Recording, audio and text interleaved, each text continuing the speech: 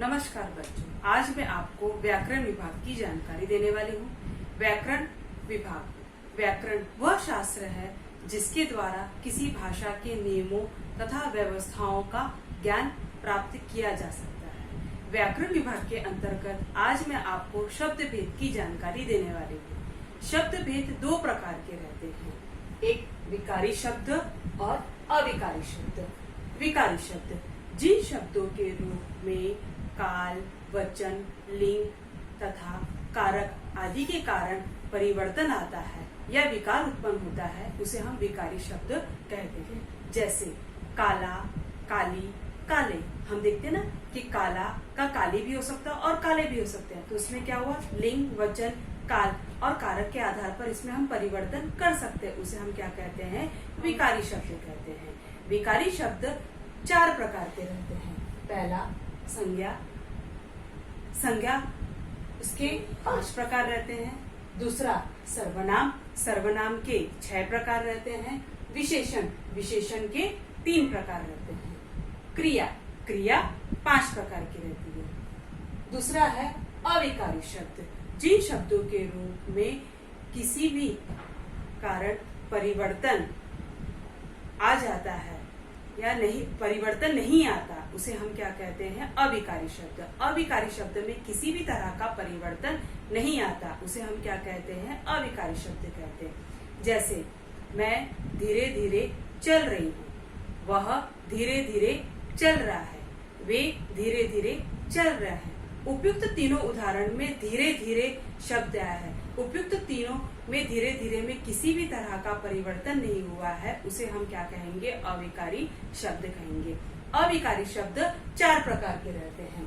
क्रिया विशेषण अव्यय, संबंध सूचक अव्यय, समुच्चय बोधक अव्यय, विस्मादी बोधक अव्यय। ये शब्द भेद के पूरे प्रकारों के भेद की जानकारी है। सबसे पहले मैं आपको अविकारी शब्द का पहला भेद, जिसे हम क्या कहते हैं, संज्ञा। संज्ञा की मैं आपको जानकारी देने वाली हूँ। संज्ञा किसी विशेष व्यक्ति, जाति, भाव, अवस्था आदि के नाम को हम संज्ञा कहते हैं। जैसे कि आपको मैं एक उदाहरण देती हूँ। ताजमहल एक भवन है। ताजमहल के बारे में आप सुने हो। ताजमहल, ताजमहल क्यों प्रमुख है? ताजमहल उसकी सुंदरता के कारण उसे जाना जाता है। दूसरा है दशरथ एक राजा थे।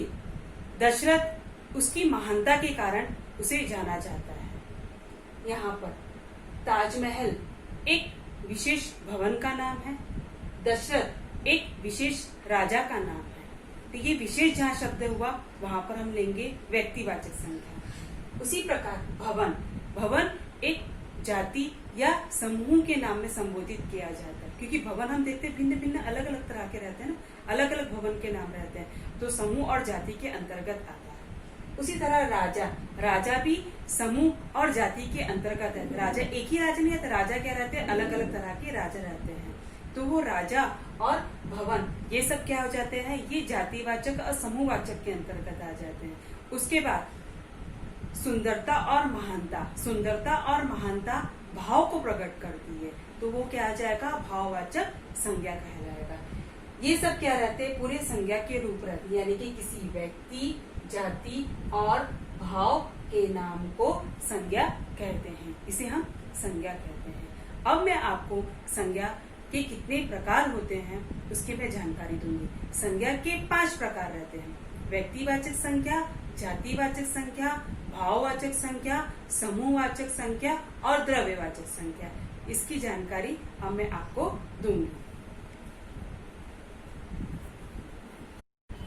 मैं आज आपको संज्ञा के भेद, संज्ञा किसे कहते हैं ये मैंने आपको बता दिया था। अब संज्ञा के भेद, संज्ञा के भेद 5 प्रकार के होते हैं। व्यक्तिवाचक संख्या, जातिवाचक संख्या, समूहवाचक संख्या, द्रव्यवाचक संख्या और भाववाचक संख्या। आज पहले मैं आपको व्यक्तिवाचक संख्या किसे कहते हैं ये बताऊंगी।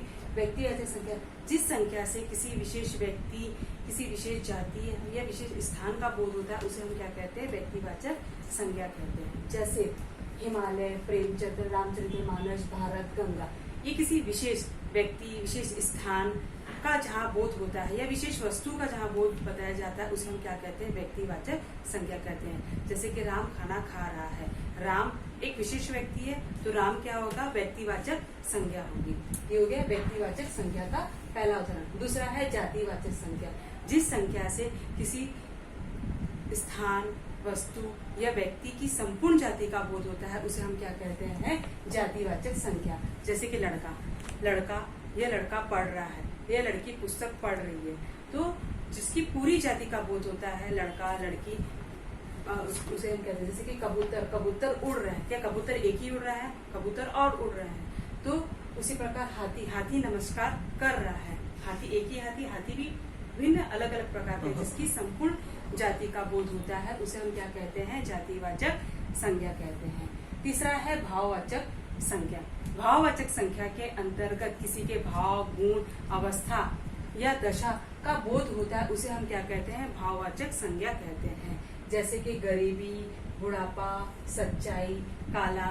जैसे कि आपको मैंने बताया था कि ये लड़का काला है, ये लड़की काली है, ये इसका क्या होता है, उसका भाव। जैसे कि बुढ़ापा शब्द, तो बुढ़ापा शब्द भी क्या रहता है, यह भाववाचक प्रकट करता है। गरीबी, अमीरी, ये सब क्या करता है, भाववाचक भाव को प्रकट करता है। उसके बाद समूहवाचक के अंतर्गत जहाँ पर समूह का बोध होता है उसे हम समूहवाचक संज्ञा कहते हैं। समूह में जैसे कि मेला में हम देखते हैं बहुत भीड़ रहती है। राजनीति दल के नेता, जहाँ पर दल शब्द आता है वहां पर भीड़ रहते हैं। सैनिकों का जो दल रहता है वहां पर भी भीड़ रहती है। बाजार में भीड़ रहती है। टोली, अलग अलग टोली में रहते हैं, स्काउट गाइड में। उसके बाद मेला में भी है। तो जहाँ पर समूह चीज का बोध होता है उसे समूहवाचक संख्या कहते हैं। उदाहरण जैसे कि एक फूल में जब बहुत सारे फूल लगा देंगे तो वो क्या आ जाएगा, फूल का गुच्छा, उसे हम क्या कहेंगे, समूहवाचक संख्या। आखिरी है द्रव्यवाचक संख्या। द्रव्यवाचक संख्या के अंतर्गत द्रव्य पदार्थ का जहाँ पर बोध होता है उसे हम द्रव्यवाचक संख्या कहते हैं।